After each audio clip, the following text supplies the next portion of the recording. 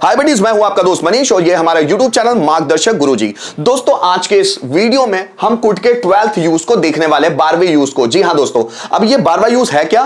Could have had to. जी हां दोस्तों, लास्ट वीडियो में हम लोगों ने कुड हैव टू पढ़ा है। कुड हैव टू जो प्रेजेंट टेंस को शो करता है, लेकिन यह है कुड हैव हैड टू जो कुड हैव टू का पास्ट टेंस है। सो गाइस, ये एक एडवांस मॉडल के रूप में गिना जाता है। आज इसी को हम लोग पढ़ने वाले हैं। नानी ने आकर, पढ़ आकर, सकता था, सकती थी या सकते थे, इस तरह के वर्ड्स जब आएंगे तो हम लोग कुड हैव हैड टू में सेंटेंसेस बनाने वाले हैं। जैसे राम को बाजार जाना पड़ सकता था, उसे यहां आना पड़ सकता था। इलेक्ट्रीशियन को फैन रिपेयर करना पड़ सकता था, मुझे आपसे बात करनी पड़ सकती थी। उसे जॉब ढूंढना पड़ सकता था, हमें पर्सनैलिटी डेवलप करनी पड़ सकती थी। स्टूडेंट्स को नॉलेज बढ़ाना पड़ सकता था, मुझे कॉन्फिडेंट बनना पड़ सकता था। आपको सक्सेस पानी पड़ सकती थी, उसे सुबह जल्दी उठना पड़ सकता था।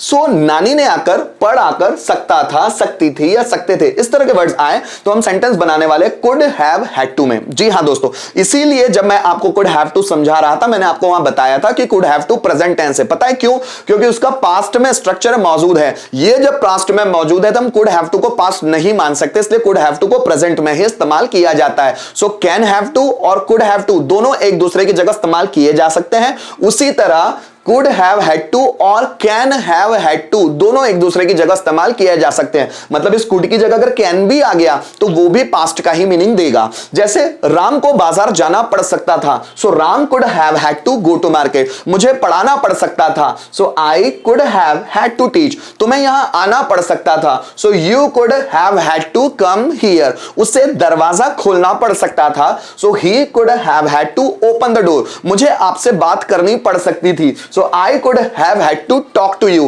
तुम्हें वीडियो डाउनलोड करना पड़ सकता था, so you could have had to download video.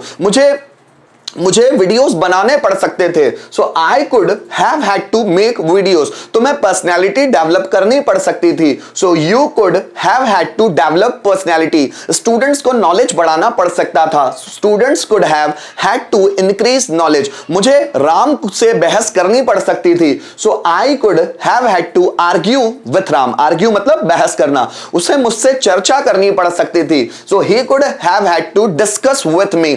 मुझे कमरा साफ करना पड़ सकता था, so I could have had to clean the room. उसे कमरे में पोछा लगाना पड़ सकता था, so he could have had to mop in the room. MOP, मोप मतलब पोछा लगाना। आपको पैसे गिनने पड़ सकते थे, so you could have had to count money.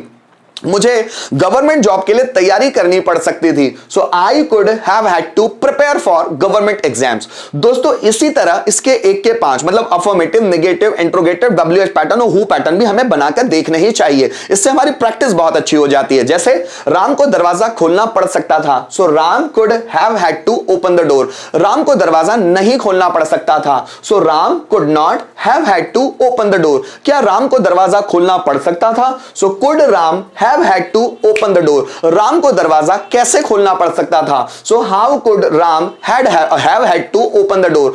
किसे दरवाजा खोलना पड़ सकता था? So who could have had to open the door. मुझे आपसे बात करनी पड़ सकती थी, so I could have had to talk to you. मुझे आपसे बात नहीं करनी पड़ सकती थी, so I could not have had to talk to you. क्या मुझे आपसे बात करनी पड़ सकती थी? So could I have had to talk to you. मुझे आपसे बात क्यों करनी पड़ सकती थी? So why could I have had to talk to you। और किसे आपसे बात करनी पड़ सकती थी? So who could have had to talk to you। Teacher को स्टूडेंट्स को पनिश करना पड़ सकता था, पनिश मतलब सजा देना पड़ सकता था, so teacher could have had to punish students. Teacher को स्टूडेंट को सजा नहीं देना पड़ सकता था, so teacher could not have had to punish students. क्या टीचर को बच्चों को सजा देना पड़ सकता था? So could teacher have had to punish students. Teacher को बच्चों को सजा क्यों देना पड़ सकता था? So why could teacher have had to punish students. और किसे स्टूडेंट्स को सजा देना पड़ सकता था? So who could have had to punish students.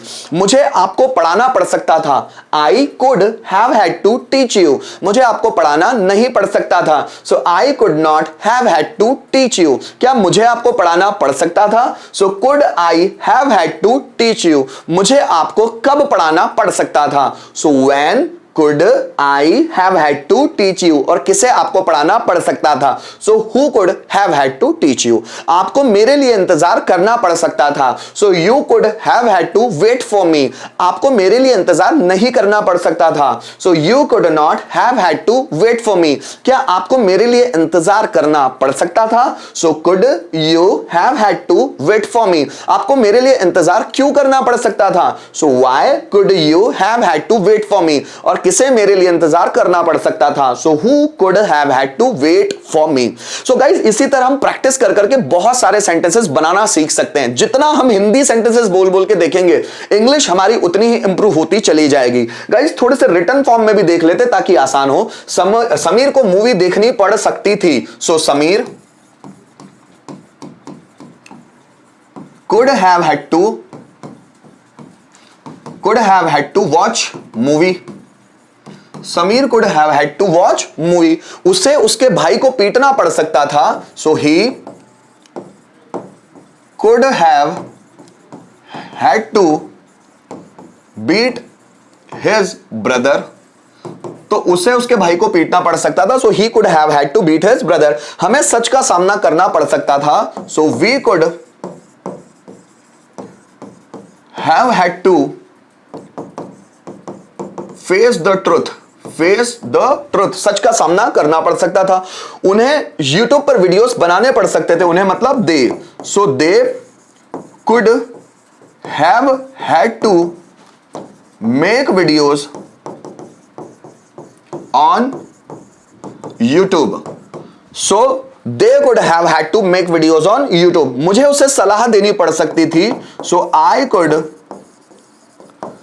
have had to advise him, और अगर कोई लड़की है तो advise her, ठीक है। so I could have had to advise him, या कोई लड़की है तो I could have had to advise her। so guys, यहां पर हम लोगों ने समझने की कोशिश की कि हम लोग could have had to का इस्तेमाल कैसे कर सकते हैं।